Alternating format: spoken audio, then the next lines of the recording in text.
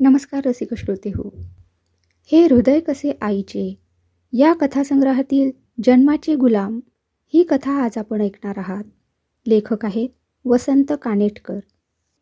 शांतपणानं सारं पत्र वाचून भाऊसाहेबांनी ते टेबलावर ठेवलं आणि आपोआपच त्यांचा हात कॉलबेलकडे वळला.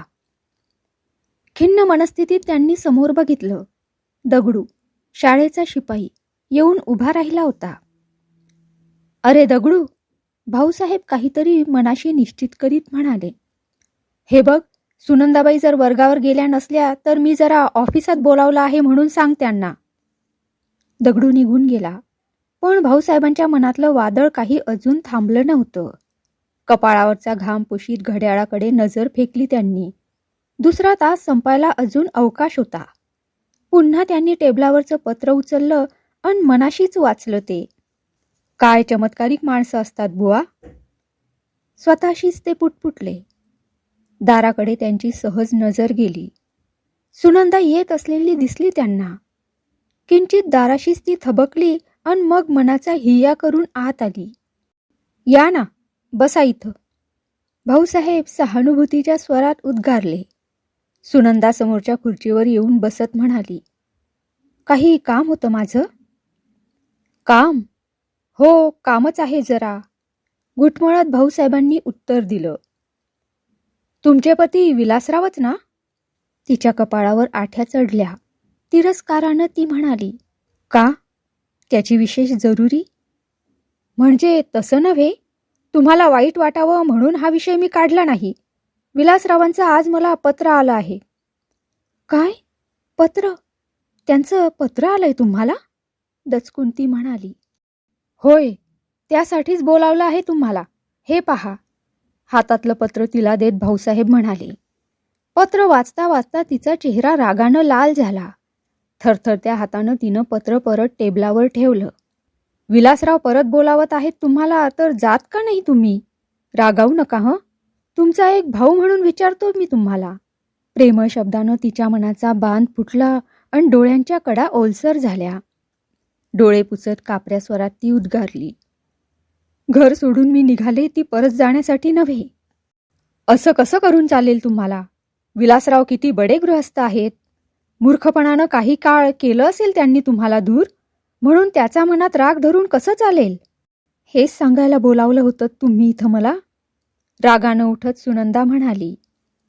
छे छे, असं रागवू नका. मला जे वाटलं ते मी बोललो. काय कल्पना आहे तुम्हाला माझ्या मनाची? खिन्न स्वरानं सुनंदा उद्गारली. जीवितातले सारे प्रसंग तिच्या डोळ्यांसमोर उभे राहिले. बुजत आलेल्या जखमेवरची खपली पुन्हा निघाली आणि भळाभळा रक्त वाहायला लागलं. सुखासुखी घर सोडून मी निघाले असं वाटतं तुम्हाला? सुनंदा किंचित थांबली. काही वेळानं खिन्न सुस्कारा टाकून पुढं ती म्हणाली. मनुष्यात माणसाप्रमाणे पशुही जन्माला येतात हे मला त्यावेळेला माहीत नव्हतं. कॉलेजमध्ये मी होते तेव्हा विलासराव किती गोड बोलायचे माझ्याशी. त्यालाच भुलले मी आणि त्यावेळेला विलासरावांशी माझं लग्न झालं. मला वाटत असे, खरोखर त्यांचं माझ्यावर किती प्रेम आहे. माझ्यासारखी सुखीन भाग्यवान मीच. पण सारी भूल होती माझी. लग्नानंतर पहिली 2 वर्ष माझ्या भाग्याला ऊत येत होता, पण पुढं ते आटून जाणार होतं. छोटा अरुण जन्माला आला आणि तेव्हापासून त्यांच्या वागणुकीत बदल झाल्याचं मला दिसून आलं. पूर्वीप्रमाणे माझ्याशी मोकळेपणानं वागायचा ते प्रयत्न करीत असत, पण त्यातली कृत्रिमता ध्यानात यायला मला वेळ लागला नाही. मी हिंडायला फिरायला लागल्यानंतरची गोष्ट. त्या दिवशी संध्याकाळी नेहमीप्रमाणे क्लबमध्ये जातो म्हणून मला सांगून गेले. माझ्या भोळ्या मनाला त्यावेळेला सारं खरं वाटलं. सहज मी त्यांच्या खोलीत गेले. त्यांच्या टेबलावर एक सुंदर पाकिट मला दिसलं. कुणाचं असावं म्हणून बघण्यासाठी मी ते उघडलं. किती यातना झाल्या माझ्या हृदयाला ते माझं मलाच माहीत. पत्र उघडून पाहताच धसकाच बसला मला. चंचला, एका सिनेमा नटीचं होतं ते पत्र. मला क्लबला जातो म्हणून सांगून ते चंचलेबरोबर जुहूला गेले होते. ती रात्र मी केवढ्या अस्वस्थतेत घालवली याची त्यांना काय कल्पना. माशासारखी माझ्या अंतःकरणाची तडफड होत होती. कॉलेजमध्ये माझ्यासाठी जीव टाकणाऱ्या विलासरावांचं प्रेम म्हणजे सौंदर्याचा बाजार असावा याचं मला अतिशय दुःख झालं. त्या दिवशी परत आल्यावर विलासराव कृत्रिम विनोदानं माझ्या डोळ्यात प्रेमाची धूळ फेकू लागले. त्यांचं बेगडी प्रेम बघून खरोखर मला अतिशय संताप आला. पुरुषाचं प्रेम स्त्रियांच्या सौंदर्यावर असतं हा धडा अजून मला मिळायचा होता. रागाच्या भरात चंचलेचं पत्र त्यांच्या अंगावर फेकून त्याचा जाब मी विचारला. माझ्या आकस्मिक हल्ल्यानं क्षणभर ते बावचळून गेले, पण लागलीच त्यांची बेजबाबदार पुरुषी वृत्ती जागृत झाली. माझ्यावर गुरकावून ते सारं खरं असल्याचं त्यांनी सांगितलं. माझा सारा राग मावळला आणि असहाय अंतःकरणानं ती रात्र मी ढसाढसा रडून घालवली. किती झालं तरी स्त्री किती दुबळी असते याची खरी कल्पना मला त्यावेळी आली. कॉलेजमध्ये वादविवादाच्या सभेत स्त्रियांना दुबळी अबला म्हणणाऱ्यांचा मी समाचार घेतला होता, पण त्याचं सत्य स्वरूप त्या वेळेला माझ्या लक्षात आलं. घर सोडून निघून जावं असं कितीतरी वेळा माझ्या मनात आलं, पण तडकाफडकी साऱ्या गोष्टी करण्याइतकी मी स्वतंत्र नव्हते. एका मुलाचं मातृत्व मला प्राप्त झालं होतं.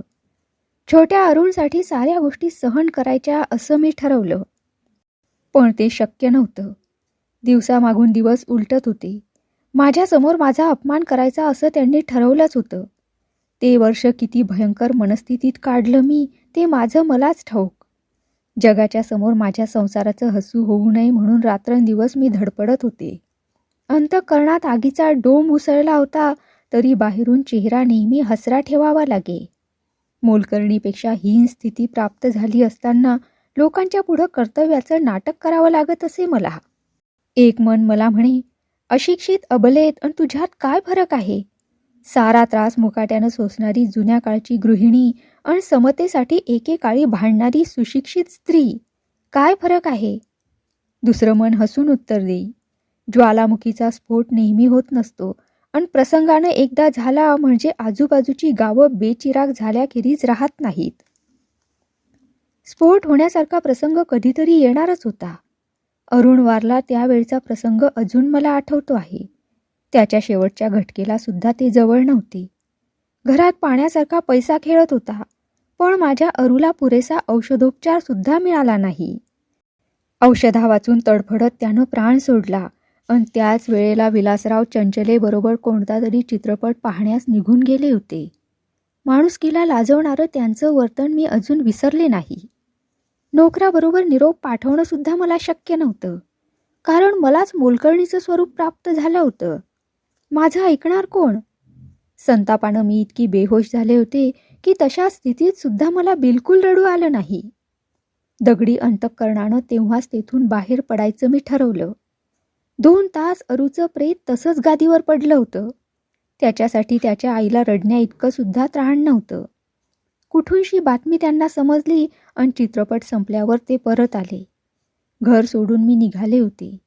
माझ्याशी निष्फळ बोलण्याचा त्यांनी प्रयत्न करताच क्रोधानं उसळून मी ओरडले, गप्प बसा. मी माणुसकी असलेल्या मनुष्याशी बोलत असते, जनावराशी नव्हे. ज्वालामुखी भडकला होता. शब्दाला शब्द देऊन बेफामपणानं मी बोलत होते. त्यांचे शेवटचे निर्लज्ज उद्गार अजून मला आठवतात. तू निघून गेलीस तरी माझ्या जगात मुळीच नडणार नाही. पुन्हा त्यांचं तोंड पाहायचं नाही असं ठरवून मी निघून आले. 5 वर्ष झाली त्या गोष्टीला. विलासराव कांगावा करण्यात कुशल होते.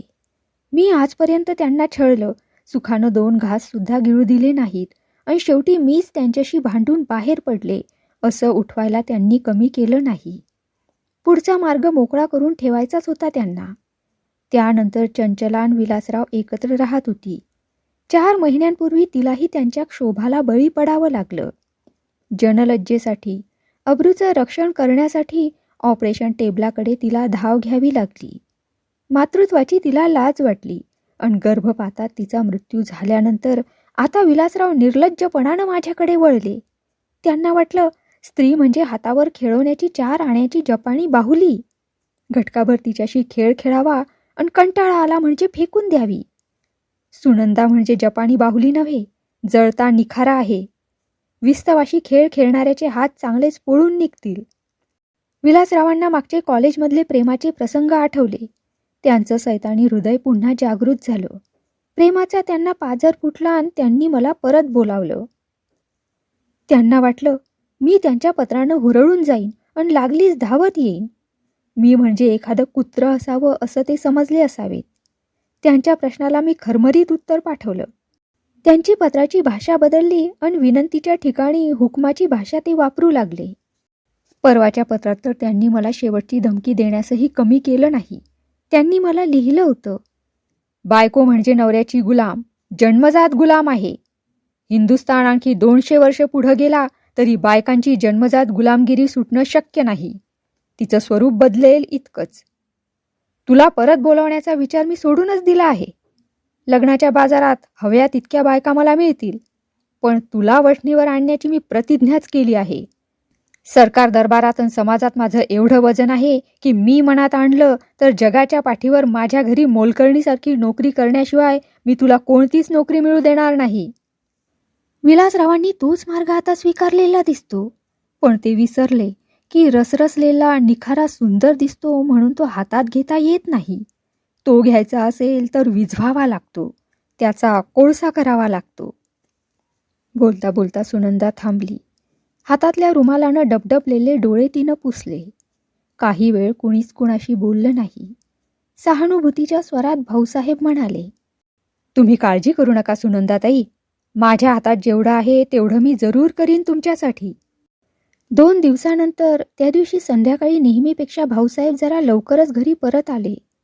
धाकट्या सुशीनं दिवाणखान्यात कोणी एक गृहस्थ त्यांची वाट पाहत बसले आहेत असं त्यांना सांगितलं. कोण आहे म्हणून भाऊसाहेब कपडे न काढताच वर गेले. समोरच्या खुर्चीवर तो गृहस्थ मोठ्या ऐटीत सिगारेट ओढीत बसला होता. त्या व्यक्तीनं हसून नमस्कार करीत व्हिजिटिंग कार्ड पुढं केलं. नाव वाचताच भाऊसाहेबांच्या कपाळावर आठ्या चढल्या. त्रासिक मुद्रेनं समोरच्या खुर्चीवर ते बसले. आपण विलासराव काय? किंचित हसरा चेहरा करून भाऊसाहेबांनी विचारलं. होय, मीच तो. नवीन सिगारेट शिलगावत विलासराव म्हणाले. माझं पत्र मिळालंच असेल आपल्याला? हो, परवाच मिळालं. रुबाबात विलासरावांनी भाऊसाहेबांच्या पुढं सिगारेट केस केली, पण त्यांनी मानेनेच नाही म्हणून सांगितलं. क्षणभर कुणीच कुणाशी बोललं नाही. किंचित विलासी हास्य करून विलासराव म्हणाले, खूप विचार लिहायचे होते मला पत्रातून, पण वेळ नव्हता मला त्या वेळेला, म्हणून म्हटलं समक्षच भेटावं तुम्हाला. वेडेपणानं सुनंदा आपलंच नुकसान करून घेत आहे झालं. नाईलाजानं तुम्हालाच पत्र घालावं लागलं मला. आजपर्यंत किती त्रास दिला आहे मला तिनं याची तुम्हाला कल्पना? बस करा, चिडून भाऊसाहेब ओरडले. दबलेला राग आता बाहेर पडला. सारं काही सुनंदाबाईंनी सांगितलं आहे मला. तुमचं काही एक ऐकायची माझी इच्छा नाही. ठीक आहे, माझंही म्हणणं संपलंच. माझ्या पत्राचं उत्तर? सुनंदाताई शाळेतून जाणार नाहीत. आपण विचार करून उत्तर देत आहात ना? मी पुन्हा एक वार आपणास संधी देतो.